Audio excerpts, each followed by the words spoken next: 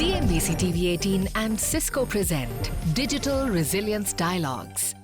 Hello and welcome to CNBC TV18 and Cisco present Digital Resilience Dialogues, a platform where we engage with industry trailblazers to explore how technology is enabling organizations to build secure, agile, and future-ready digital ecosystems.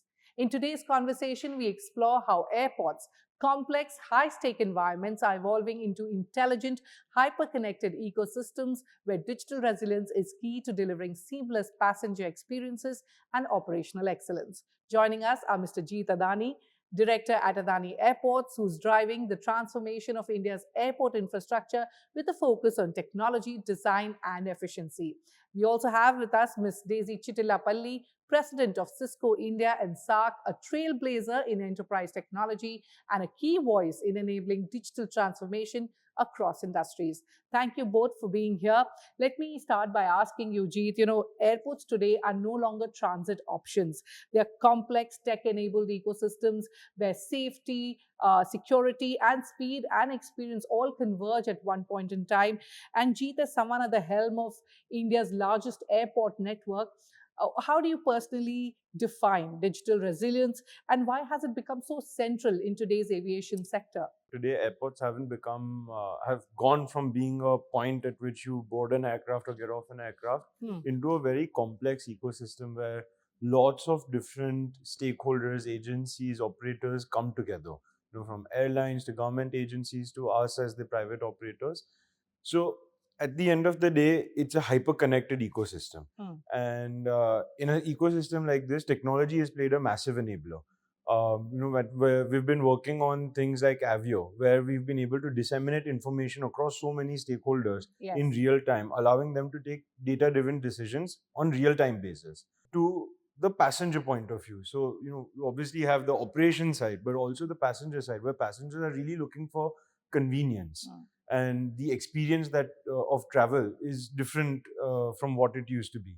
So to meet that expectation, how do we create the passenger ecosystem, the technology behind enabling all the services, products, offerings at the airport? That's been a massive change from if I were to take even 5 years ago. True. But if I were to define true resilience in terms of the airports, it's an extremely volatile environment in which the technology, the systems, the operations need to be super, super responsive. And that's what defines it at the deep end. Absolutely, and we'll delve deeper into that. And you mentioned Avio, we'll get into that as well. Let me go across to Daisy. As airports grow into these complex digital tech ecosystems, the pressure to maintain uninterrupted services is paramount, against the cyber threat and the physical threats that are greater than ever today. So operational continuity and safety are the non-negotiables, Daisy. So tell us, how is Cisco enabling a secure environment, integrated infrastructure, and of course, keeps airport systems always on? That's the big deal, right? Even as threat surfaces expand. Thank you, Shruti. It's a very, very topical question, and we get it from a lot of critical infrastructure providers, and airports are no different. On the one side, you have an ever-increasing passenger count in India. We are one of the fastest growing air travel countries in the world. On the other side, there is, like you said, a threat landscape that is expanding, extremely volatile, extremely complex. And so it does put tremendous pressure on airport operators, all of the partners like us who support the operators like Adani Airports, to make sure that there is no compromise on safety and security. There is no compromise on operational excellence and uptime as well. And this is where we play a key role as a partner, as a technology partner to Adani Airports and many others around the world. And it starts really with the foundation of all of the technology which is the foundational layer for digital resilience that airports think through, and every other critical infrastructure provider in the world thinks through. So it's in the development cycle. Security, we always say, has to be core to the design. It cannot be a bolt-on, it cannot be an add-on. Plus, the airport environments are volatile on one side, and like Jeet said, they are growing also. So there's no time as well to first build the infrastructure, then think about security later and bolt it on. So fundamentally, as a company, everything we build security is at the core of it. It's in the design development cycle of the product that we put out, whatever that product may be, because every piece of technology has to be a defense mechanism in itself. So that's on the one side. But much as we are, very, very good at doing this, there is also the fact that when and if systems do get breached, then you also need the ability to quickly and safely recover with the least amount of damage. And so we also have to find a way that on one side we're thinking as a platform, the ability to see everything end to end, monitor and manage everything end to end. But on the other side, we've also got to build that capability in this platform that if one piece or one subsystem is compromised, that compromise is limited only to that subsystem. Correct. And we keep the rest of the system safe and the operations of the airport up and running, passenger data, airport data, all secure, while the system comes back to. So it's you've got to think of both, building resilience, but also the ability to retaliate and remediate if at all an untoward incident happens. Tell us, how are you using technology to balance passenger convenience, which she said is paramount to you, and infrastructure efficiency and security? When we look at delivering world-class passenger experience, the first is operational efficiency. So when we're looking at operational efficiency, we start with each and every point of connection, each and every device, system, subsystem operating in the airport has to be connected and measured and monitored. Okay. While most of our airports, the 6 airports that we took over, we are retrofitting them now. But Navi Mumbai is going to be the first grounds up digitally enabled airport where everything in the design phase itself has been created from that philosophy.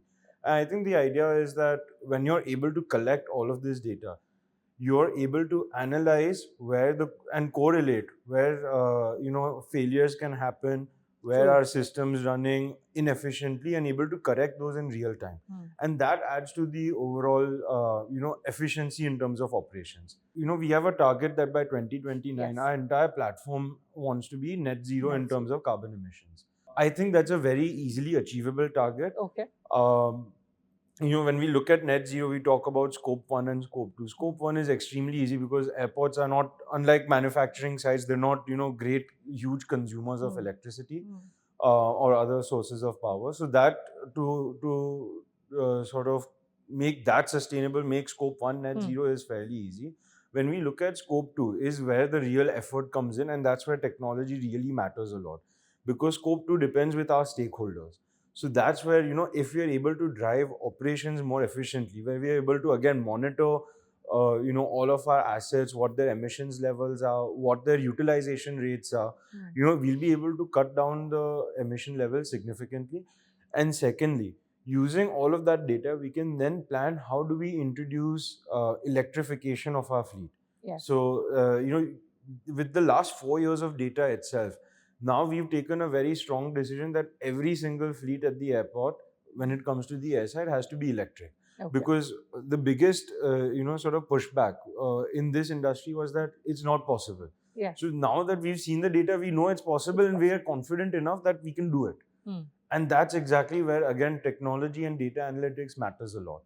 The last pillar, what I would say in terms of creating a passenger experience, is around convenience.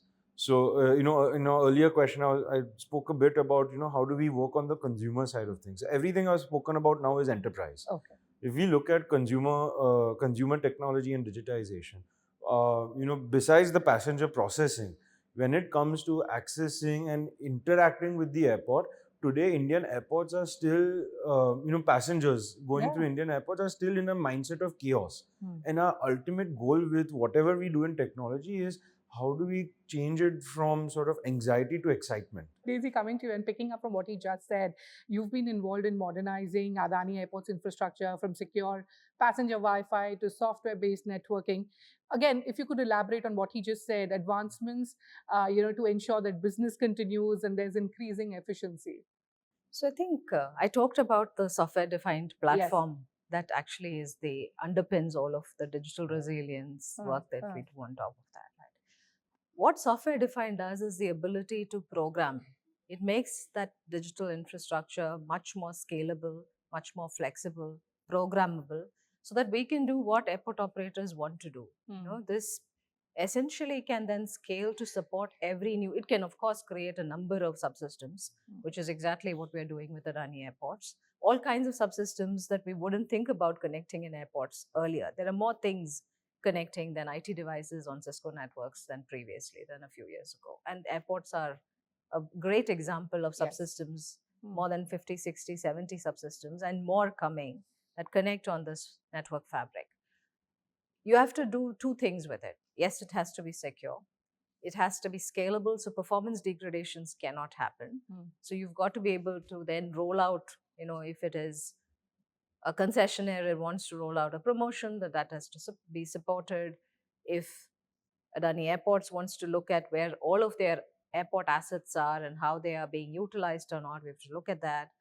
It's also used for operational excellence, data-based decision making and operational excellence uses can be used for sustainability and net zero goal and monitoring and that achievement as well.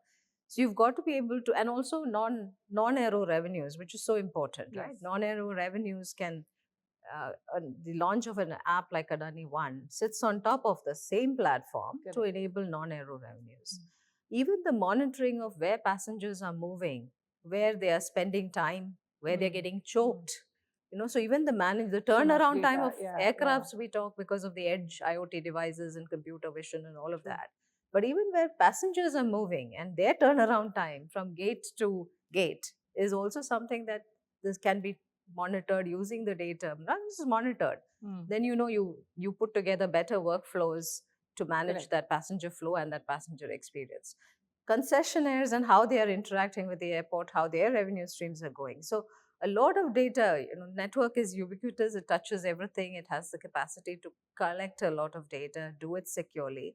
But the power is then running analytics on top of that and make some decisions and change processes, educate people, and technology people process, that churn actually leads to higher and higher efficiency, but also better digital experience. Well, on that note, it's time for us to head into a break, but there's a lot more ground to cover. But before we dive deeper, it's time for a quick break. We'll be right back. Stay tuned to CNBC TV18. CNBC TV18 and Cisco present Digital Resilience Dialogues. Welcome back to CNBC TV18 and Cisco present Digital Resilience Dialogues. We're in conversation with Mr. Jeet Adani of Adani Airports and Mrs. Daisy Chittilapilly of Cisco India SAARC discussing how digital infrastructure is redefining the future of air travel. Let's continue. Airports are expected to not just deliver speed, but they're expected to be intelligent, seamless passenger experiences that we were talking about.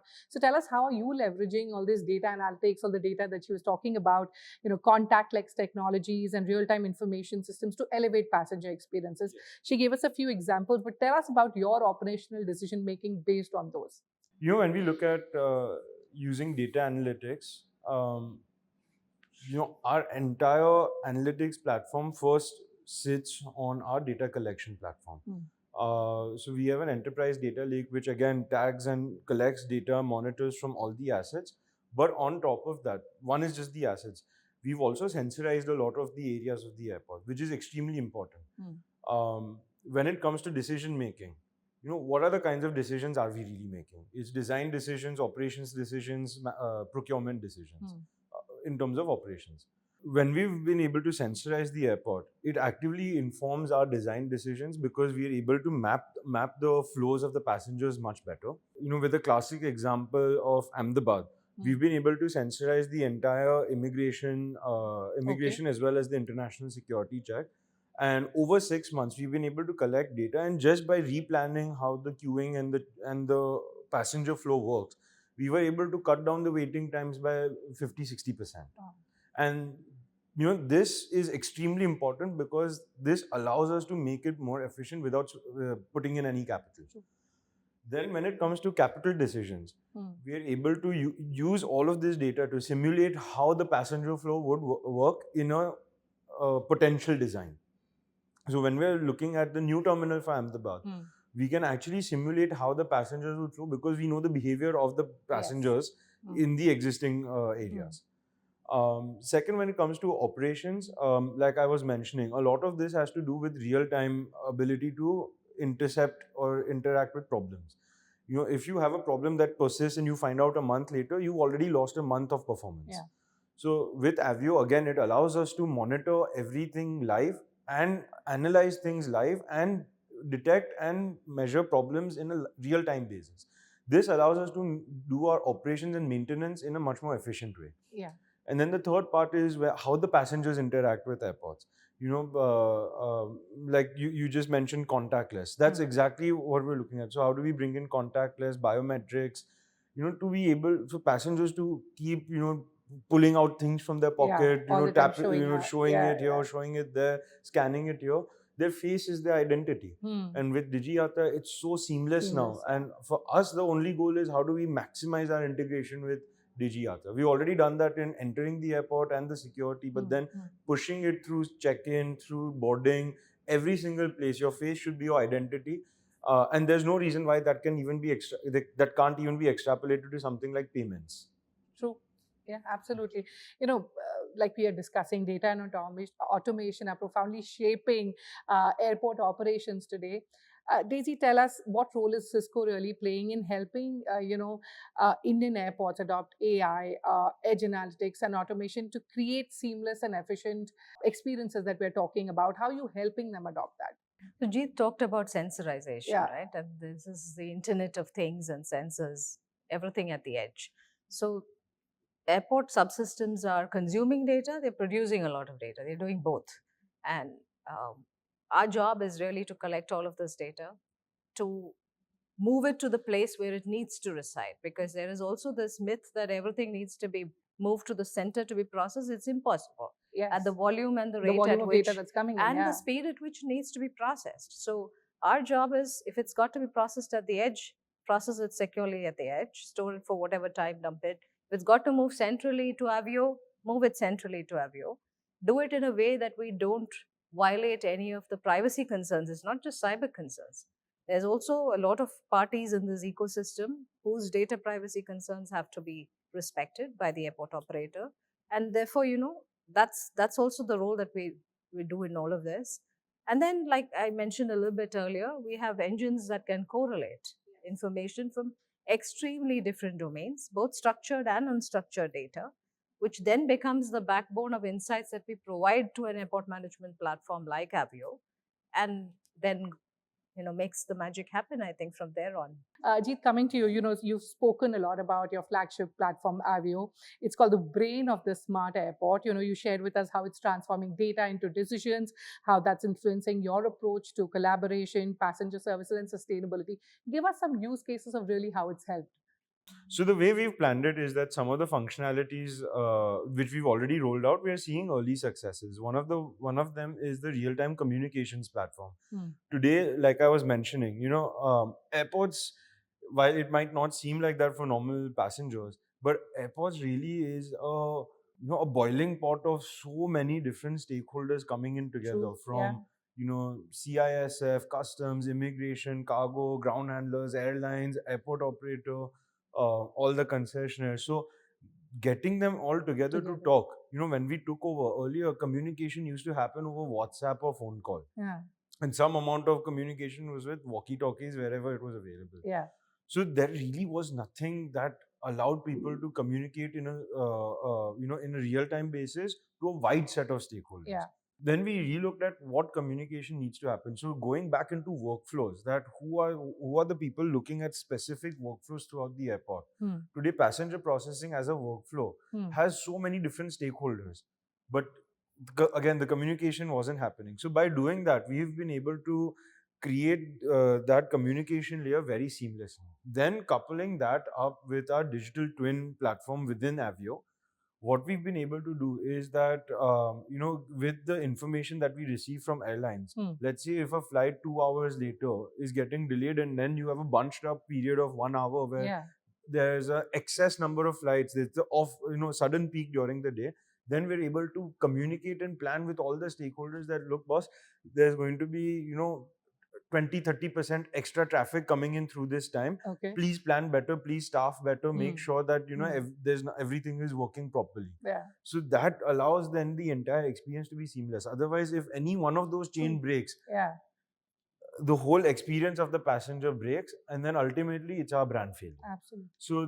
that's where, these are some of the early successes, that decision making in a faster, better way, you can actually make your asset perform at a much more efficient level. And that's the whole idea. When you're performing more efficiently, you're emitting less, you're consuming less.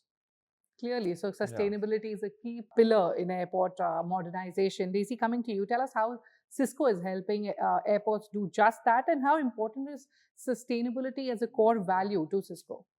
So I think we are very aligned on that. Cisco has a net zero goal by 2040. Scope 1, Scope 2, like Jeet mentioned, a little easier to achieve, and we will be there this year. Our Indian operations are 96%. Though we are not a renewable energy company, we are renewable. 96% of everything all power that we consume in India is renewable. We'll be 100 this year. So we're very sure about that. But more important than that, I think there is a lot of data out there that efficient green technology can actually reduce the related energy consumption by 40%. So Cisco is in the design phase, in the build phase of products, very conscious about that, and also the delivery phase. So there's a direct contribution to the net zero ambition of Adani Airports, for sure. Jeet talked about digital twins a little bit earlier in the conversation, and a lot of what we do in automation is really to think about, of course, feed the twins that do a lot more modeling, but even in our technology, think about how to automation and scenario planning to figure out how not to over-engineer and create digital waste. Right? So that's a big part. That's a big part. It's not just to handle the problem after creating, it's to prevent the problem by doing simulations of these kinds and making sure that we're not over-engineering solutions, because that also adds to the sustainability problem. But I'm very optimistic, because 300 plus airports are already carbon neutral. Many of them in India, the Adani Airports are green. Scope 1, Scope 2, 3 is, yes, we will march towards it. But this is a core philosophy, and I think it aligns very well with our national philosophy as well of being net zero by 2030. Well, with that, it's time for us to wrap up our conversation. Thank you, Mr. Adani, and thank you, Mrs. Chittilapilly, for your time, for sharing such thoughtful insights. As we've heard today, digital resilience isn't just a buzzword, it's a critical enabler for industries like aviation to innovate, scale, and serve better. And thank you to our viewers for tuning in. We'll be back with more conversations that explore how technology is transforming industries, one connection at a time. CNBC TV18 and Cisco present Digital Resilience Dialogues.